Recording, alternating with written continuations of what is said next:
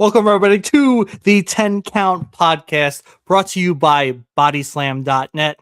I am Ty P. On the screen across from me is J Star. And if you're looking at what I'm wearing on the socials, I am being very, very petty right now. I am a New York Jets fan, as those in the past have seen on my wall. And I am wearing a Seahawks jersey. My boy Cam Chancellor back on the Legion of Boom. And they put a butt whooping on the New England Patriots. Drake May was the one seeing Ghost out on the field this past Sunday, and I had so much joy watching the Patriots get dismantled this past Sunday. So that's my heel turn rant on the New England Patriots. I get so much joy out of them losing. So Lamper King off the start. Why are people whining, complaining, saying WWE didn't want to sign Private Party? I don't know. I didn't hear any news. So what?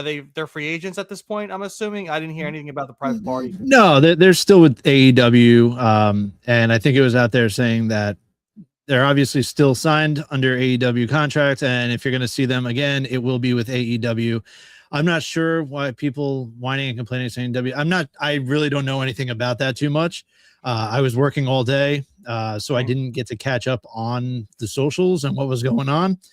But I don't know why people would be complaining, because WWE might have some people from New Japan coming on over, and we can discuss that a little bit later. Yeah, and right now the state of the tag team division is very poor anyway, so keep them off WTV anyway. They wouldn't be used. Lamper King again, Fightful reported WWE did not want to sign. Interesting. I mean,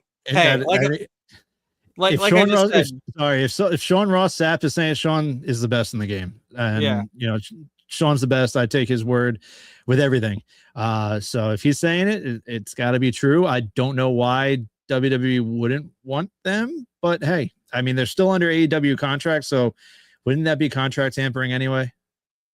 It's true. But also, like I said, I mean, the tag team divisions right now on Raw and SmackDown aren't great. They're not very existent. I kind of ranted last week seeing main event had 2 tag team matches, and I think that's like the extent besides what we're seeing with the MFTs, and then the Wyatt Six, and then also the Usos doing their title defense. So it's kind of lackluster. It's just a shame from a year ago, from what we had to what we're going. And again, one last question: will we see Britt Baker or Anna Jay in WWE this year? And is WWE going to sign more indie women like Rain? I mean, yeah, Britt Baker's in Guantanamo Bay. I don't know how many times I have to say it. Tony Khan was just out there a week ago, I believe, saying that he can't wait for Britt Baker to come back to AEW. Until it happens, I'm not going to believe it. She's locked away. She's doing hard time in Guantanamo. It's a shame that she isn't on TV. She's being wasted away doing, I think, DraftKings ads right now on her socials. Anna Jay, I think she will end up in WWE. I've seen the reports, obviously, that they are very interested in her. We'll see where that goes. But my guess, I would say Anna Jay in WWE, Britt still in Guantanamo Bay until further notice. And are they going to sign any more indie women like Rain? I think that's the plan. I mean, they have these tryouts for a reason. They have the WWE ID project for a reason. So I would expect them to sign more indie women and then put them through Evolve and through NXT. And then obviously, I mean, look at Kendall Gray. Kendall Gray is the next big thing. And she started off in Evolve and now NXT. And you'll see her in WrestleMania probably within the next year or two. Yeah, and just to bounce off of that as well, I think Tony's afraid to let up his roster because he sees what's going on. Look at Royce Keys coming out to a huge ovation. They shot a whole backstage package on the man and posted on YouTube, and it got, I forgot how many views, but it was watched a crap ton. And so we look at these superstars that have championships, like Jade Cargill, the women's WWE champion. We have Ethan Page, who was going on 260 days plus as your NXT North American champion, the longest reigning champion in WWE right now. My boy is killing it. It's good to see. I hope he goes 365 and plus on that because he deserves it. But, you know, these AEW formers are getting highlighted on WWE TV, and I think he knows if Britt Baker makes that move, she has the potential to be gigantic, whether it's on the main roster, on NXT. So I think he's afraid. I mean, he's willing to pay people to not be on TV. And that is, to me, insane. But he's got to realize that WWE is already, the train has left the station 30, 40 years ago, right? They're not going to play catch up. And if you let Britt Baker go, will she be great there? Possibly. But why hold on to her? Just let her go. They're already ahead of you. Just don't play catch up. Play your own game. You know, whoever you let go, so be it. Why pay people to sit on the sideline? I think it's crazy. I mean, to be fair, it's the same with WWE. I mean, we're talking, you know, Ciampa leaves WWE. He's instantly given a title. He's being shown as a star. And then, hey, let's be real. What do we think about Blake Monroe's run in WWE so far? I personally don't think it's been great. And now she's still in NXT. She lost her title and she hasn't gotten the main call up yet to Raw or SmackDown. So, I mean, it goes both ways. I mean, WWE is paying people to stay home right now too. That's just what happens when you have these huge ass rosters. That's what happens. You know, but then, you know, obviously Britt Baker is a different story. She deserves to be, you know, shown and spotlighted, and she just hasn't been for, I think it's almost over a year. I don't even know.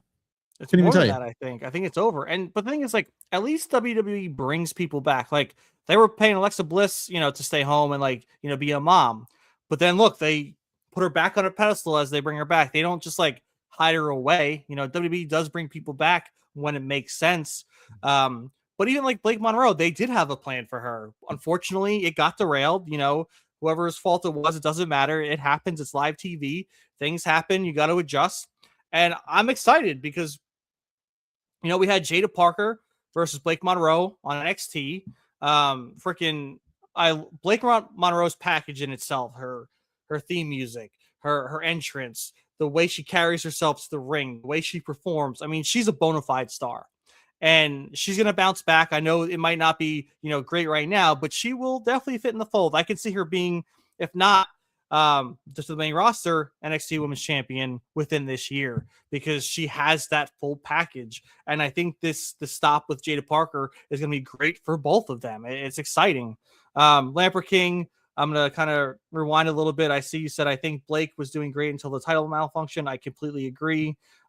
Both companies are doing it too, but not to the same extent. I agree completely. I think WWE does bring these characters back and they put them on the road, right? They do house shows. I don't think AEW does house shows. They bring these talent in on main event or their house shows and let them perform. So they're not fully, stuck.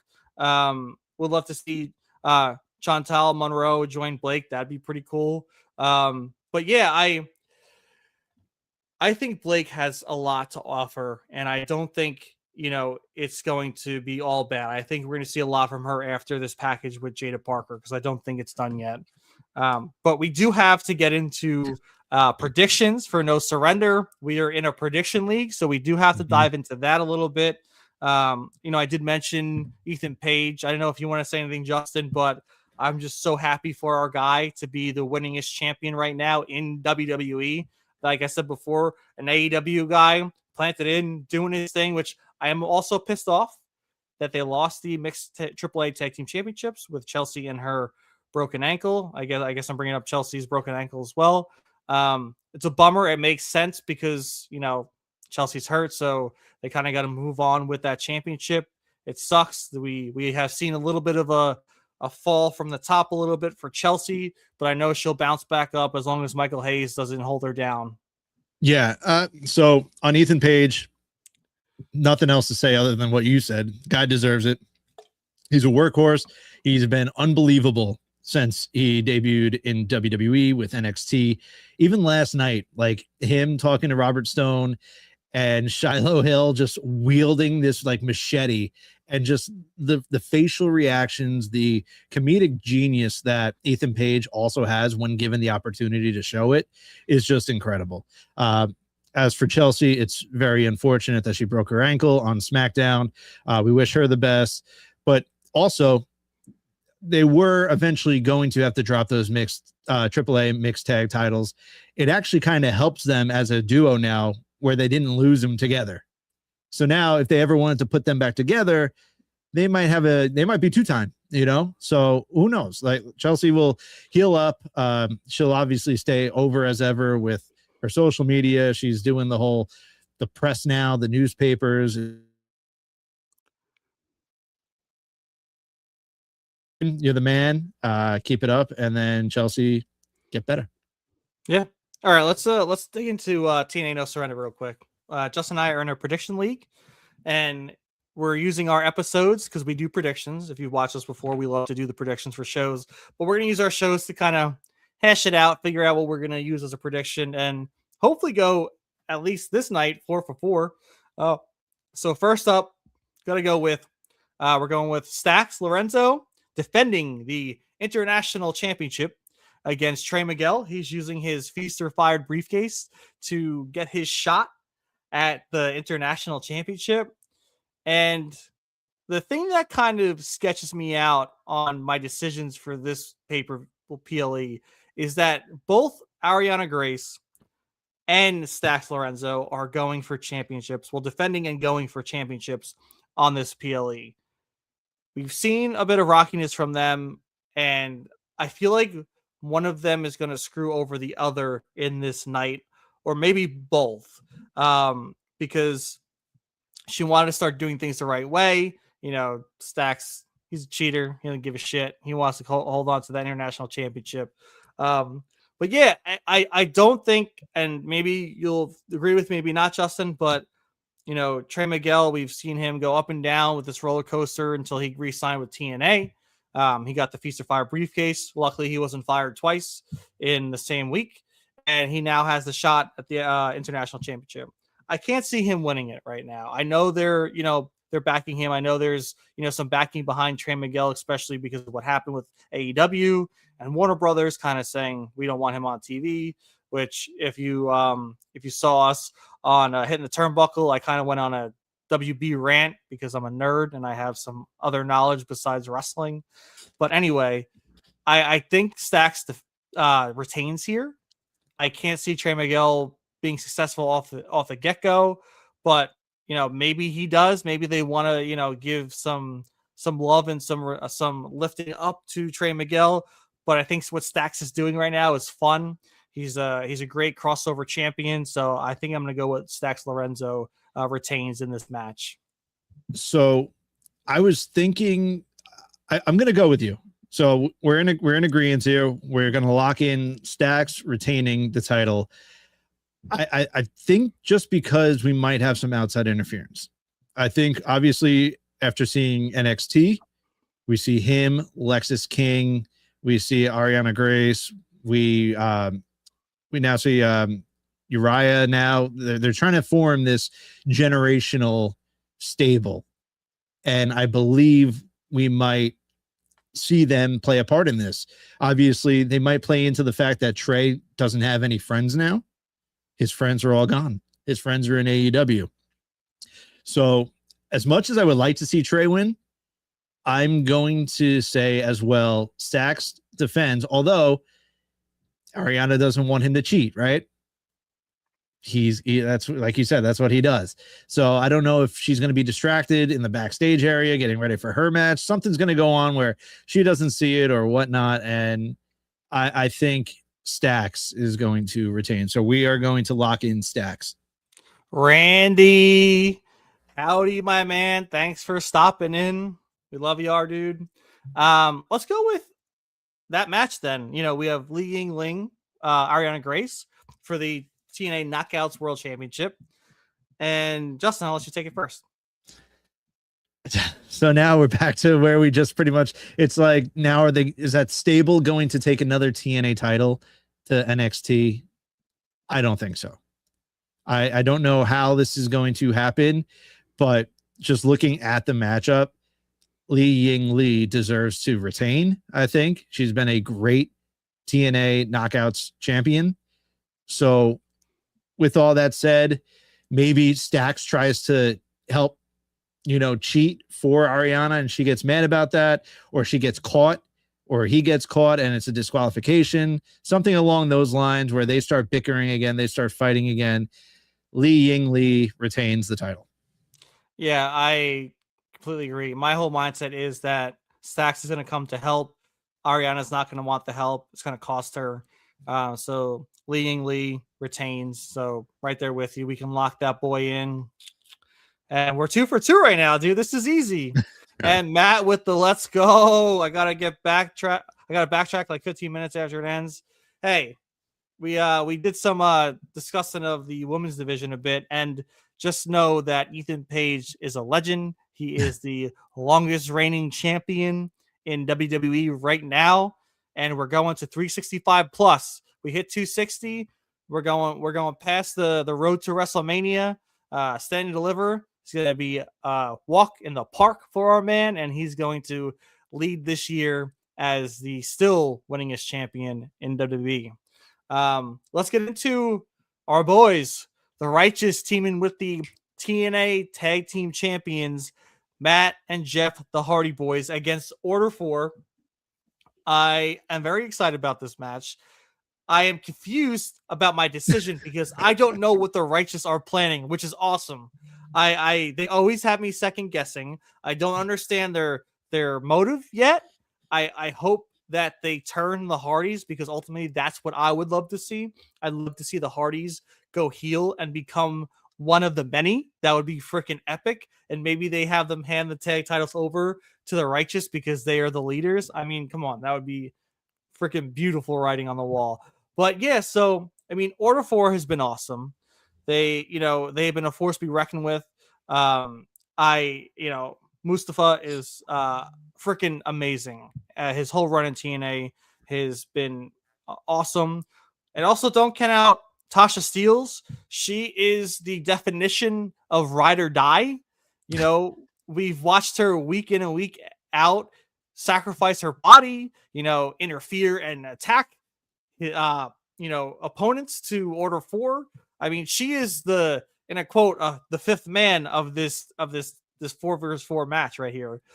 So she is definitely a difference maker, but I feel like this is a stepping stone for the Hardys and the Righteous story. So I feel like I got to go with the Righteous and the Hardys coming out on top on this one.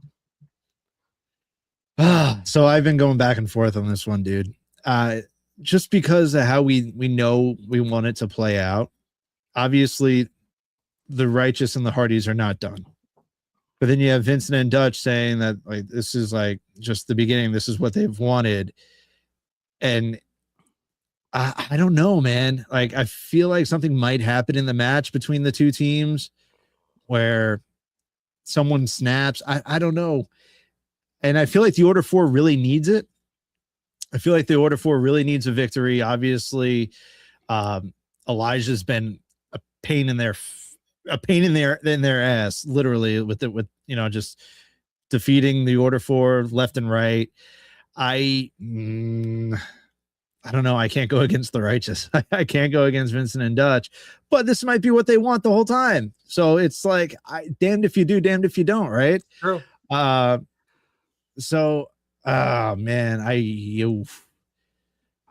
dude, I'm really stumped on this one. Let's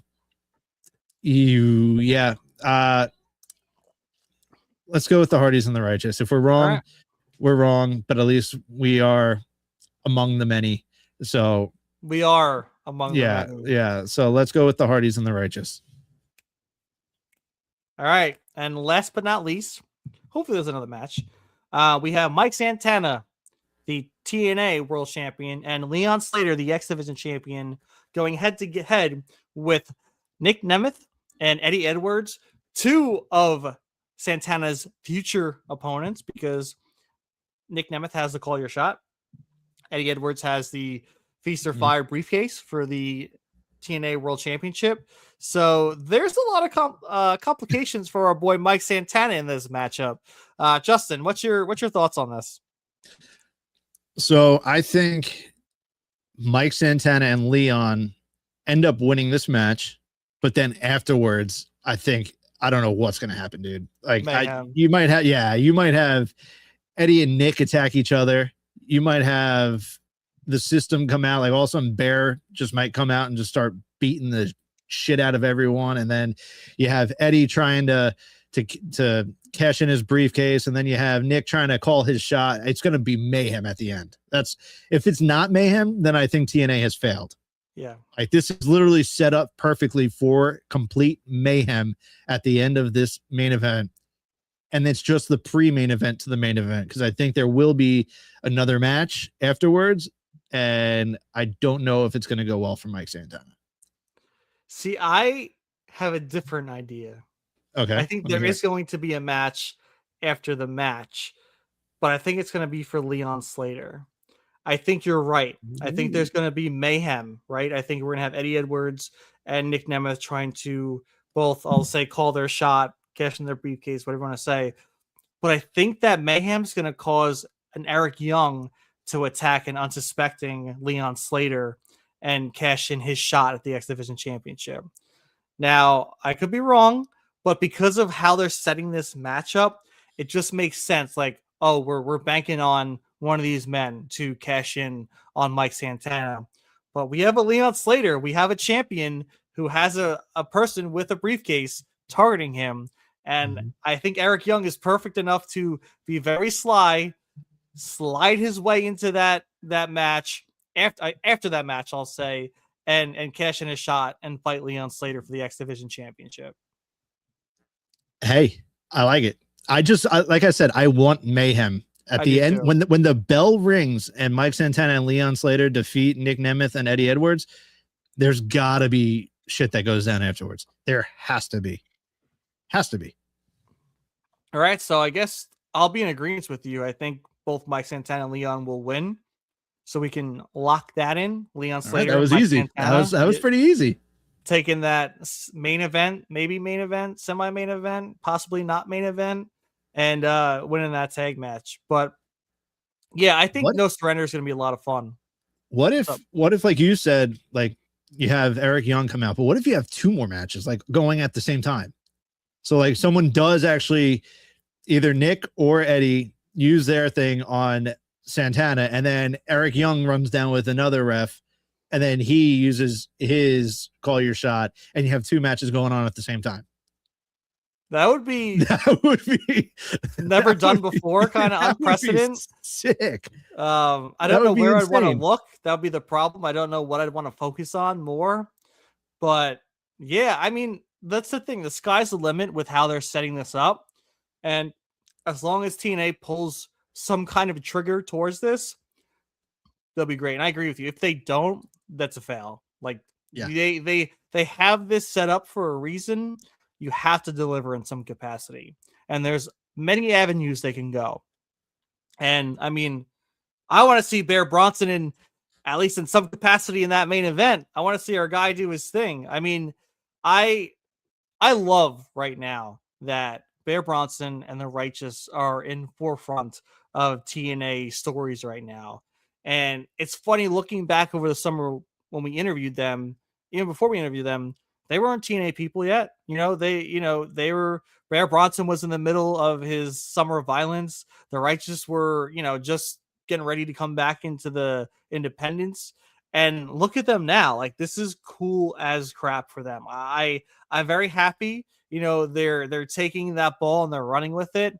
And just seeing a Bear Bronson, and dude, the picture of the four of the new system members just holding Moose and JDC and Bear's face in it.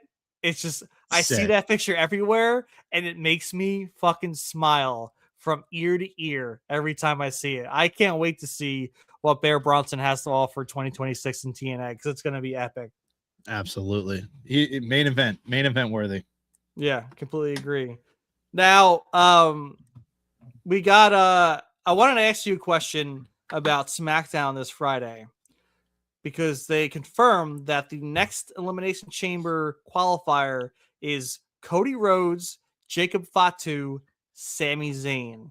Now, this is what I was hoping for because now two of the guys that want to beat the living crap out of Drew McIntyre and are doing it, right? Last week, we saw it happen twice to Drew. Drew's kind of getting, beat down and being the end, the target on his back is officially coming to fruition. Now either Cody or Jacob will be moving on if one of them, right? Because Sami is in that match. So how do you think that's going to play out? Because now I'm very intrigued. Like, this is what I was hoping for, that that Jacob and Cody would be in the same qualifying match. So one of them will not be moving on to Elimination Chamber. Yeah. I mean, they'll be able to work around it no matter what. So one of them, I would love to see the swerve of Sami winning somehow. Then it gets real interesting. But I think we're still on the route for I think it's going to be a triple threat at WrestleMania. So you're going to either have Cody or Jacob go on to the Elimination Chamber. I believe whoever that comes out on Friday is going to end up winning the chamber. And then you're just going to still have to have this mayhem going on between all three of them. Maybe the surveillance camera footage finally comes out that it was Drew McIntyre that did attack Jacob Fatu. Jacob goes to Nick Aldis, or Nick Aldis shows it to Jacob. He goes, you know what? All three of you hate each other. You deserve a shot at Drew for taking you out and making you have dental work. So now it's just going to be a triple threat. And I think it'll be an easy way to figure it out. But you're right. It's definitely, the road will be a little trickier for one of them. But then obviously we will get to the end game, which is that triple threat at WrestleMania. And then we have Stussy 6 on YouTube. I think Jacob wins the chamber. It'll be easier to justify Cody getting into the Mania match without technically qualifying for it. Yeah, I mean, either or. they know what they're doing. They'll figure it out somehow, some way. Either Cody or Jacob will sneak into that main event.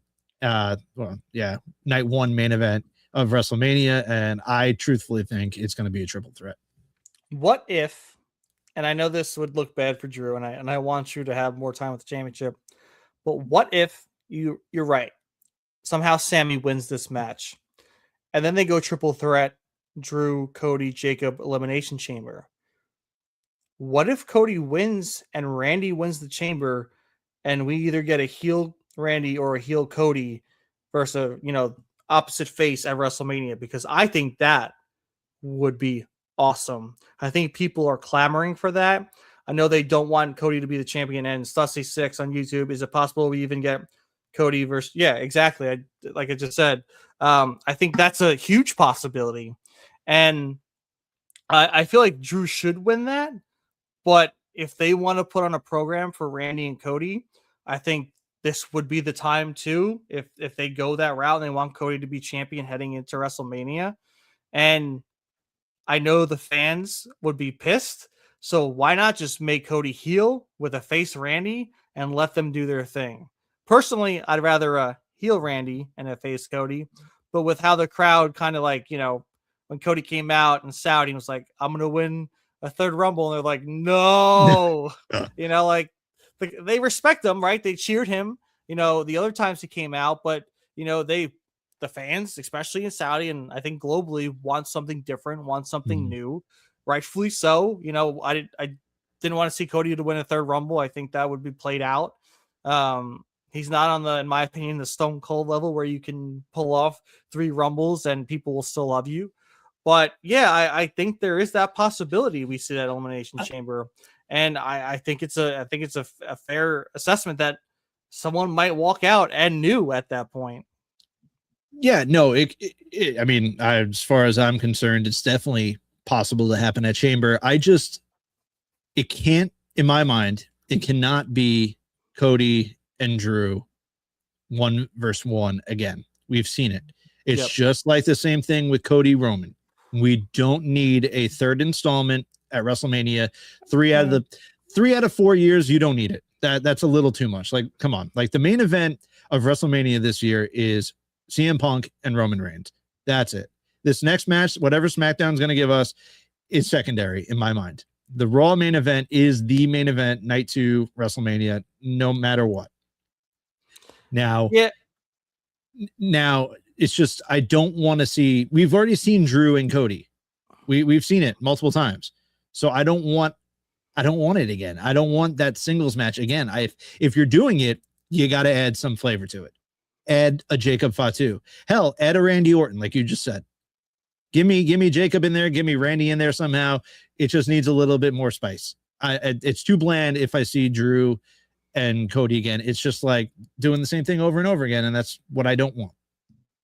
Yeah, I agree. There does need to be some difference and not a singles match for Drew and Cody. I disagree with you in the fact that there should be a Roman Cody match. Maybe not at WrestleMania. Could be a SummerSlam, right? We don't need the every year Brock Roman main event for the title at WrestleMania, but they're 1-1 against each other. I want that rubber match, dude. I want to see who would come out on top. And maybe they don't want to touch that, right? When we got Rock and Cena, they did 2 matches. They each won. They went their separate ways. I wasn't happy, but I guess everyone else was happy. I don't know. Maybe people agree with me. I wanted The Rock to have 2-1 against Cena, but that's my own opinion. And Stussy6 says only if Cody beats Roman again. And I agree. I agree because Cody is the workhorse. He's here. He is the person that wants to put all his effort and time into WWE when he can. And Roman's the guy who's part-time. And like I mentioned last week, if Roman had his great promo last week and doesn't decide to show up the rest of the few weeks, that's going to piss me off. I know people like the spectacle of Roman Reigns, but I don't. And I think also if he does show up every week, I don't think people are going to like him that much anymore. I think they like the spectacle. I think people love to see the random pop-up of Roman Reigns. And if they if they go Cody Roman and they give it to the guy that's not around anymore, I think that's kind of a shitty move. But that's my opinion. I know people would disagree. I know there's a lot of Roman lovers out there. I am obviously not one of them. I think if you've listened to this podcast for the time that we've been doing this, I'm very vocal about my dislike for the character of Roman Reigns. But yeah, I agree. I think Cody should be the one to win that rubber match if they ever go that route. Yeah, and I wanted to just make it clear that I meant that I didn't want to see Cody Roman at WrestleMania again, Yeah. especially right now. I don't need it 3 out of 4 years. That's just overkill. Sure, they definitely need to have that match, and I think even if you go back a year ago, we both said it. We would love to see a face Roman versus a heel Cody. Would love that. That is what I want to see for this third installment, whenever it may be. Let's say it's SummerSlam in Minneapolis, Minnesota. I want a heel Cody, face Roman, and hell, let's see heel Cody take it. Let Cody cheat his way to beating the tribal chief Roman Reigns. I would love that. I would eat all that up. So yes, they do need to have it, but once again, put a little spice into it, switch it up. Let it be a heel Cody and a face Roman. Once Cody turns heel, then I want to see the match again. That's when I want to see it. And Sussy6 on YouTube with that's why Punk should beat Roman too. I completely agree. I mean, I'm a Punk guy and I'm not a Roman guy, but also, Punk's doing work with the title. If we see Finn Balor now in the main event because of Punk, he's trying to work his way to an Elimination Chamber match against Punk. And we still have unfinished business with the Vision, unfinished business with Seth Rollins that I want to see Punk as champion for. And if they give the title to Roman, that just destroys all that. And we're not going to see that championship until SummerSlam. So I think Punk should definitely win. Mm-hmm. Maybe Seth comes out, especially because Braun Breaker's hurt and might not be hitting, WrestleMania with his hernia. But maybe we have Seth trying to screw over Punk, but then ends up screwing over Roman, right? And that would be epic because that flows very well. Seth screwing over either of those men works very well. So personally, if Seth comes back from Mania, doesn't have something to do, have him interfere, have him try and screw over Punk, but screws over Roman, and that can continue a whole story as well. Those storylines are endless between the three of them. And if Moxley ever came back, it would be even more storylines you could push with. But I digress. And Sussy6, wouldn't it be crazy if we end up seeing Punk, Roman, Seth versus the Vision at some point? That would be. And that's crossed my mind too, because, the Vision screwed over Roman. Screwed over Seth. They've taken out Roman and Punk. And that would be an epic to me, like a Backlash or a SummerSlam match, because it seems like that's the way it should happen when, Braun Breaker comes back.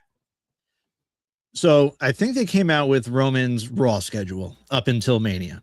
I think he is appearing at 5 of the 9 Raws leading up to Mania. Are you surprised with that number, or is that about right for what you would expect because of him being in the main event against CM Punk? Yeah, it's the road to WrestleMania. He has to be there in some capacity. There's only so much weight Punk can lift going to promote this main event match. So you have to. If you're the main event, if you're the night 2 main event, which it seems like they are, you can't not promote it at that much. You need Roman around. And I'm glad I saw that number. Yes, Sussy, I'm a very big fan of you because I completely agree. How generous of our tribal chief. I completely agree. I wish he was up every week because it's the road to WrestleMania and it needs to be important. And obviously Punk can carry that feud, but have the man around. Like, why is it just 5? I'm glad it's 5. I thought it was going to be 3 because I have no faith in how they were going to bring him in. So I'm glad that it's 5. But I know Punk's going to be there all 9 weeks. He'll be there, whether it's interviews, whether it's wrestling, whether it's promos. He will be there the next 9 weeks leading up to WrestleMania. And I was kind of hoping Roman would be too in some capacity. And even have them tag team against the Vision right? That would make sense. Have the two opponents have to team up. Roman hates Punk, but the vision's still there. Braun Breaker's hurt, but Bronson Reed is the tribal thief, and he's still looming around. He's got the last time we saw Roman, he got the one up on him. So it would be cool to see that, forcing them to tag together against the Vision. And maybe we do, but it would make more sense if he was here weekly. Yeah, and listen, I think Punk is going to win the main event. I think Punk wins. I don't think, as much as Roman is a draw and the fans love him when he shows up, I don't think they could give the title back to a part-time champion. And I just think it would hurt the product in a whole. You're on Netflix and your champion, like you said, is only there once every, unless they have a plan where he's back full time. I know he said like he's back to change the game at, before the Royal Rumble. If he's back full time after Mania, then no holds barred. Like, sure, I'm there for it. Let me see it. But if he's part-time, man, I don't want any part of a part-time tribal chief champion again. So yeah, I think Punk is fine. I think Punk's going to win, and it's going to be CM Punk's crowning moment in his wrestling career. Sussy on YouTube. I hope we see a Finn Roman promo just to tease that Finn could find his way into the Mania main event. So, do we get into Finn? Finn has his match, right, with Punk at Elimination Chamber. He's getting that second match, but we know how this is ending, right? It's going to end up with Finn losing again. Ty and myself have said it. We're tired of seeing Finn Balor lose. He should stop losing, but until he gets out of the Judgment Day, like that's when that singles push is going to happen for Finn Balor. Is like his first opponent has to be Dominic Mysterio. So I see WrestleMania, Dominic Mysterio, Finn Balor for the IC championship. And then that's where that Judgment Day shit parts finally. Might as well call him Pin Balor, says Stussy. Yeah. I love it. And listen. Let's remember the last time Finn Balor has won a singles match, I think I said it was January 6th of last year, 2025. But it wasn't even clean. JD McDonough helped. Yeah, JD McDonough helped him. So it's got to be Finn is unfortunately going to lose at the Chamber. There's no way Punk is dropping that title before Mania. So then you just start working at Dom saying, oh, you can't win one. You can't win one for the Judgment Day. And then Finn and Dom finally start going at it, leads up, build up to Mania, IC title. Hell, make Finn Balor the damn demon if you have to. If that's what you have to do to make him win the IC title from Dom, do it. I don't care. But Finn Balor has to win the Intercontinental Championship at WrestleMania from Dominic Mysterio, end his ties with the Judgment Day, and then go on from there. That's where the singles push begins for 2026 for Finn Balor. Yeah, and I think they can even start that at an Elimination Chamber. I think we can have a Dom Mysterio screw over Finn, maybe on accident, and then we can see those ties unravel, and we can see Dom say what you said, where you can't win, and Finn's like, you screwed me over. If you think you're such a hot shot, put that Intercontinental Championship on the line at WrestleMania. So I think we do see the Judgment Day to finally start to fall apart at Elimination Chamber, because I think that's why Finn's going to lose to Punk. They're going to have kind of Dom or maybe even Liv or someone screw him over when he's trying to almost win that championship from CM Punk. Could you imagine? Like, what do you think the odds are?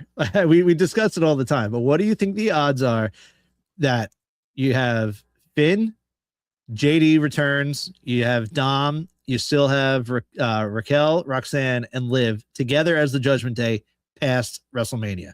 What are the odds? I don't know what to say here.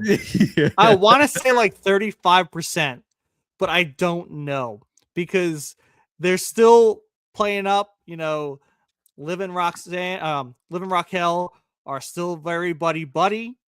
There are some mishaps, right? Because Raquel, I think, kicked Liv in the face on SmackDown, kind of like, was it redemption? Was it revenge? But they're still hanging out. They're still being a menace to where they're going on Raw or SmackDown. And so we still see Raquel playing the Big Daddy Cool and to live. So I don't know. I don't know. I say 35%, but because I said that, they will probably be in full force post WrestleMania. Yeah, it's just how it goes with us. How about I wanted to discuss this from Raw, the original Grande Americano and the current El Grande Americano. I love what they're doing, where on AAA TV you have the new Grande, he's the face and the OG is the heel. But then on Raw, you have the OG as the face and you have the new as the heel. I love how they are playing that, dude. That is so freaking cool. It's unbelievable the way that they're doing that. And that is a perfect WrestleMania match as well. Mask versus mask. How about that? And then you just, obviously, if it's a WWE crowd, you're going to have the OG as the babyface. But, you know, you go watch AAA on Fox, or it was on YouTube, and you have OG handcuff the new guy, the Ludwig, or it's just confusing now. Yeah, Imposter Grande. You handcuff him, you go into the match, you win the match. So it's just, I love exactly what they're doing. This is exactly what they needed to do. I agree. And I think it's funny because El Grande Americano was in that Reyes Day was the Reyes Day Rey match. Yep. And he is El Grande Americano. I mean, so is the Imposter, and he won. So I think we're gonna see more of that because the Imposter is still El Grande Americano, right? So even though, you know, the OG won, I can see the roles reversing on AAA. And it is funny, like you said. I do like that on AAA, the roles are reversed. The OG is the heel, the Imposter is the face, and on Raw, it's completely different. And it's fun. It's cool. And being a fan of both and being able to watch both, it kind of adds some dimensions to it. And you get to really enjoy, you know, because the OG Americano was the heels of heels, and he was going to go to AAA to fight all the luchadors and show them that he is the king of the luchadors. He gets hurt. El Grande Imposter comes in because the crowd favorite. He's singing, you know, songs in Spanish and you know, becoming one with the fans. It's fun. It is cool. It is one of the highlights right now in wrestling for me because we are, you know, crossing boundaries with WWE and AAA. And I'm excited to see where they go on both ends. Right now, I'm excited to see, does El Grande Americano as a whole, whether it's the Boss or G, get a championship match against Dom or El Vikingo, or does, you know, do they do a mask for mask match at WrestleMania? Because to me, that makes sense. I think everyone has that idea, and maybe we see both their masks come off. I don't know. Yeah, it's lining up perfectly, and it just makes it's like the perfect like night one, like halfway through match, you know, that just brings the crowd back to life just because of it's just gonna be perfect. And then talking about that match from Raw, Javon Evans and that cutter, holy shit, that was incredible. It was, what a move. Yeah, I hope that Javon doesn't get lost in the shuffle. I'm glad he's in there with the, you know, Americanos. They're very forefront on Raw, and I don't want him to kind of fall out of that. I would love to see, you know, if Finn is the one that goes for the Intercontinental Championship at WrestleMania, you know, where does Javon fit in with relevancy? Because he's obviously not going for the world title. He's not going for the Intercontinental Championship. Where would Javon Evans best fit in the fold? And Slussy6 on YouTube, I think Javon is going to the Chamber. I think that would be awesome. The spots that man could pull in the Chamber would be highlight. So I agree. I hope that is the route they go.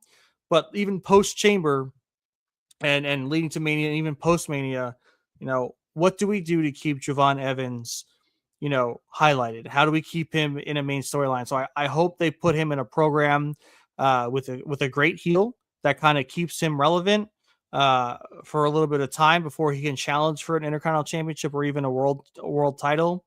Same thing with Trick Williams. Honestly, man, I would love for Trick Williams to win the EC if he gets to go in there. I would love to see them take the swerve and have Trick fight for the championship at WrestleMania, because I've been saying it, and everyone knows Trick Williams is hot.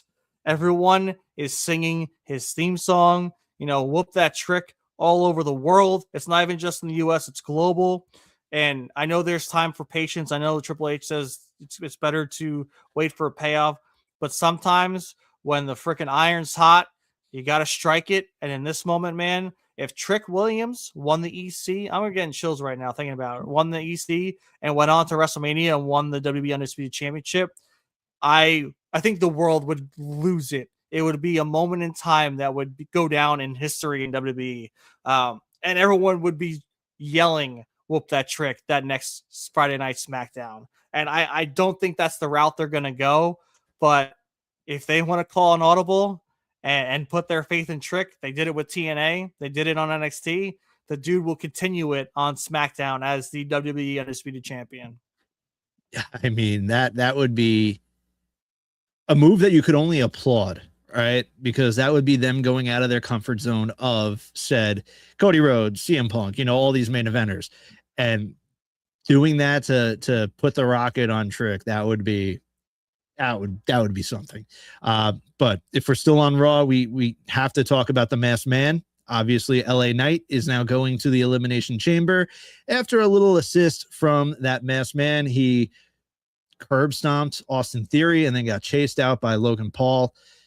So it's not Logan Paul, but I think the person knows Austin Theory very, very well. I was thinking the same thing, dude. I think Grayson Waller, Grayson man. Waller, yep. Yes. Which is weird, because the whole time you had A-Town Down Under, everyone wanted Theory to be the one to turn on Grayson and have Theory become the babyface, because Waller's just such a great heel.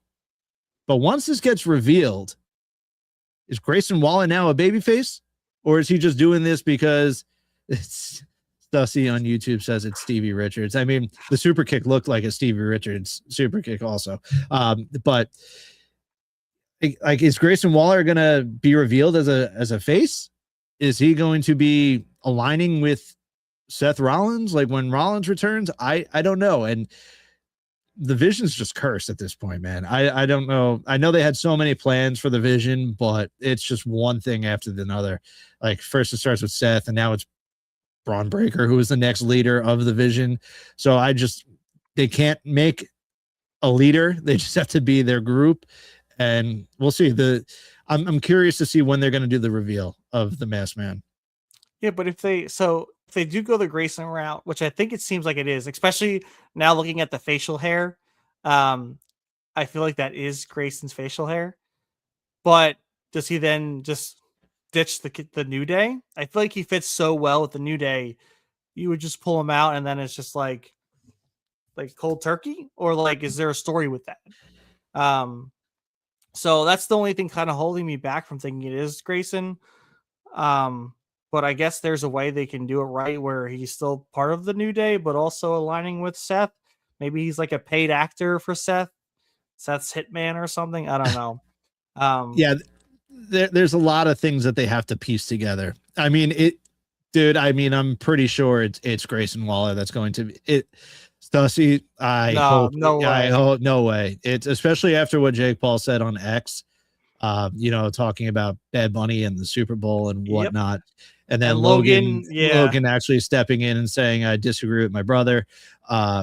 It's not Jake Paul. If it is, oh boy, that guy is going to walk into a locker room that is pissed. I don't think Logan wants any part of that. It's not going to be Jake Paul. I'd be shocked. I'd be stunned. I'd be floored if it was. Ultimately, I believe it's Grayson Waller. They will have to piece together, like you said, the New Day because he is a heel with the New Day, and everyone wanted him, for Austin Theory to return. And then when he did, he came back a face, and then everyone thought he was going to be, the mole for Seth Rollins, but now he's clearly not. So it's like you have a lot to piece together between Grayson Waller and Austin Theory. I'm sure they have a plan, right? WWE, the writers, the creative team, they always have a plan, right? So why would we be worried? Yeah, I think I am worried, but we'll see. I mean, maybe I shouldn't be, but I just think that because of the mess, like you said, with the vision and the injuries. And come on, Braun Breaker, don't be just willy nilly using all your strength and your hip strength to toss the table. He's pulled. To me, it's like when Randy Orton would do the punches to the mat when he was doing the RKO, and he did it too hard and popped his shoulder. It's like there's some instances where I know you want to like look like an animal, but you got to like look out for your well being sometimes. Especially those announce tables, they're pretty hefty nowadays, especially with all the components to them. But I think he'll learn from that, especially for someone who goes 1,000% every time he's in the ring. Leave it for the humans, not the inanimate objects. But I think because of all the injuries, they're trying to like salvage what they can. And I think that's why we might kind of see some weirdness if it is Grayson Waller because of his association to the New Day, because of his former association with Austin Theory. So hopefully they do kind of swerve it the proper way, but I don't know if I have the faith in that because of just the circumstances of what's happening with the vision. And then can we just talk about Becky? That opening segment, man. Oof. It was just really bad acting. I actually had one of my buddies randomly text me and say, dude, Becky Lynch is just overdoing it to the extreme. And I know like that's what her character is supposed to be, is supposed to be this over the top obnoxious, but it was just it was a little too much on Monday night. So I just wanted to get that out there. And they're going to have their match at Elimination Chamber. Crazy. The plans are still for them to have another match at Mania. So AJ Lee, Becky Lynch is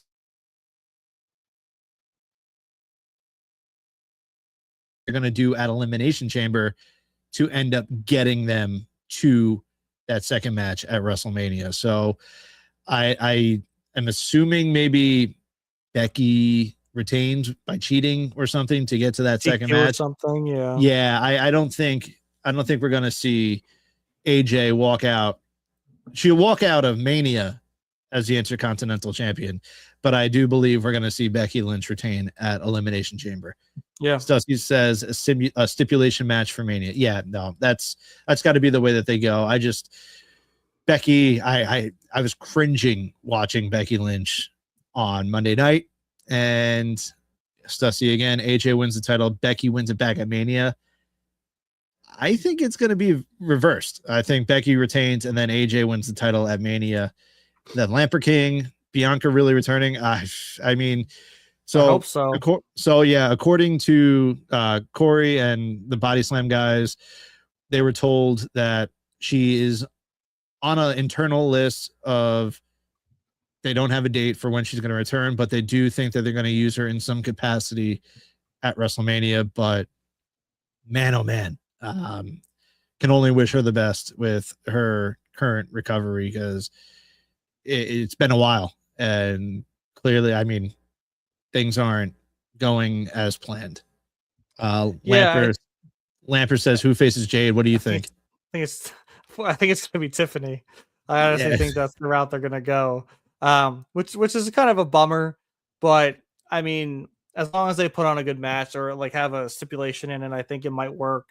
But it's just crazy that a finger injury is just like taking this freaking long. And that's why I kind of thought she was going to be in the Rumble. That's why we picked her to win the Rumble in our prediction league, is because how long can like a finger injury kind of hold someone back from the ring? But apparently it's pretty freaking serious. So I'm hoping she, recovers soon. Um, I think we're at a year at this point, or almost at a year at this point Yeah. for that injury. So maybe we see we get a clearance close to the EC or something, and she can find her way in or take a spot. But I doubt that's gonna happen. I think we do see Tiffany Stratton versus Jade Cargill at WrestleMania. I do want to talk about, as I'm wearing my Seahawks jersey, because I'm petty against the Patriots. How about Tom Brady being a dick? And I'm gonna say it because I can't stand him either. Yeah. To Logan Paul saying that, yeah, look, they're going to Saudi to play flag football because the man can't and just enjoy his millions of dollars he's made and from the Super Bowls he's won and the contracts he's had. He's got to go to Saudi and play flag football. I'm telling Logan, yeah, you're a good athlete, but you might not be great in the flag football realm. And Logan, I'm becoming more of a Logan Paul fan as the weeks go on. He then has a video of Saquon running the ball, spinning and jumping over someone, and Logan takes the ball, runs, and jumps over someone, and then shows all his highlights in WWE and all his crazy moves. And that in itself gives me so much respect for Logan Paul, because I would love to see Tom Brady get in a WWE ring and perform the moves that Logan Paul is doing, because I guarantee that man would roll his ankle stepping into a WWE ring before the match started. So Tom Brady, go F yourself. Okay. Thanks. And I wanted to, before we wrap up, I do want to bring up NXT, because I think something happened where we're finally going to get Zarya turning on Sol Ruka. Finally. This is another one. Doesn't matter at this point, because I don't give a shit. I'm at that point. I don't care. It doesn't matter to me anymore. I don't care. Yeah, it might have been a little too late. But last night, obviously, we had the tag team match, and the winner is going to be the number one contender for the NXT Women's Championship. And you had the controversial tag from Sol on Zarya. Sol picks up the victory. Zarya looks absolutely pissed. Now, I mean, if they don't do it, then I'm just done with it. I am so done with that team. I am so done with that angle. I am over it. It has to happen. It has to happen. You need Zarya to turn heel, and you got to have her F over Sol Ruka for that title. If it doesn't happen, I'm done. I think they might go the opposite route. I don't know. I mean, because we saw Sol Ruka, I don't know if it was, I think it was last week, like jump over Zarya, and Zarya kind of like bumped her because she was annoyed at it. So maybe Zarya does go heel, but also Sol Ruka, like you said, tagged herself in, and that's the heel move. So I'm curious to know who's going to make that turn. It will definitely be interesting. Lambert King on Twitch said we need Io and Rhea at Mania. I think Stussy said that earlier. Someone else said that earlier. It might have been Lambert again. But I just want to hit that point. Unfortunately, it's not going to be this year.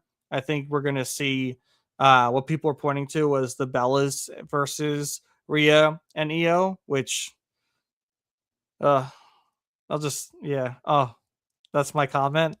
Great. The Bellas are back together. I know it's Fun Fest, but like I've said, you have two of the best women wrestlers in the world going against, two women who, yes, they, I guess, defined or started, women's tag teams, but they're also from the Divas era, and their skill set doesn't match up to what we see with Rhea and Io.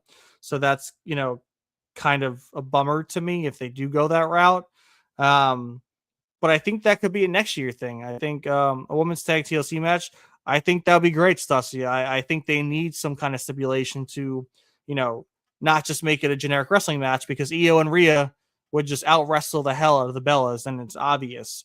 So I think that would make sense if they have a stipulation like a TLC match, especially if you add another team or another two teams in there to be in that match. But yeah, I think we get a Io Rhea maybe next year WrestleMania. Maybe one of them, maybe Rhea goes back to being heel and she can finally get her win over Io Sky. So I think that could definitely be an option. Stussy says it'll be 25 years since X7. Yep, completely agree. And Lamper King on Twitch. Honestly, the perfect fit for Jade is Charlotte. They have teased it. Yeah, I mean, definitely makes sense. I just want to quickly, I think they're going to end up doing something with Alexa and Charlotte. It's just been, that's also been teased, right? You had the Rumble 1 and 2. I feel like just that friendship is going to come to a halt, and which better place to blow that up than at WrestleMania. Yeah, completely agree. But with that said, thank you all for joining us. Ty, actually, before before I do the whole close, Ty and myself have been discussing possibly doing a Friday night SmackDown watch along. If we can line up a SmackDown where both of us can be free for 3 hours, maybe we'll do half the show. I don't know if our wives will be that cool, but they are very, very cool. So if you guys want to see that, let us know in the comments. I know I got to talk to Cassidy about it, but I know they have their post shows for SmackDown and Raw, but they don't have a live watch along. So we are planning on possibly doing a live watch along. Maybe we'll do an NXT, a SmackDown. I don't know. We'll figure it out, but it's definitely in the cards. So hopefully we can get that together. But yeah, last one, we have Lamper King. Ideally, we all want Randy versus Cody and Jacob versus Drew. Sign me up. And then are the Iconics not WWE bound? They might be AEW bound. But yeah, but we'll see. I don't know anything, but I think they might be AEW bound. But with that said, let's ring that bell, because this podcast is over. Thank you all for joining us tonight. If you look in the top left corner, you have a QR code that if you scan it, it brings you to prowrestlingtees.com. It'll bring you to our official merch website where you have the 10 count shirt and the quick count shirt. If you purchase some merch, you support the show, and we would appreciate that very much. Obviously, go give Body Slam a follow on all socials at Body Slam at Body Slam Net. Subscribe to the Body Slam Patreon for exclusive breaking news, interviews, podcasts, and more for the price of a cup of coffee, which is crazy because coffee is now $5. But for the price of a cup of coffee, you will get all that. And Corey and the guys are working hard, man. I say it every single week. They're them and Sean, best in the business. But with that said, you can give us a follow at the 10 count pod, right down bottom left on all socials. We have hit over, I think we're still at 100, but we are at 100 subscribers on YouTube. So hit that follow button, subscribe, get the notifications that we're live. We are live every Wednesday at 7 p.m., give or take. And then we try to do our quick counts on Sundays for a half hour. We wrap up the week. And then obviously underneath Ty's name, you have Ty's at TLP_maximum on X. I am at JStar02 on X. And once again, thank you all for joining us. Have a great rest of your week, and we will see you guys all on Sunday. Until then, we are out. Let me just change this because someone changed it on me. And we are. Oh, thank you.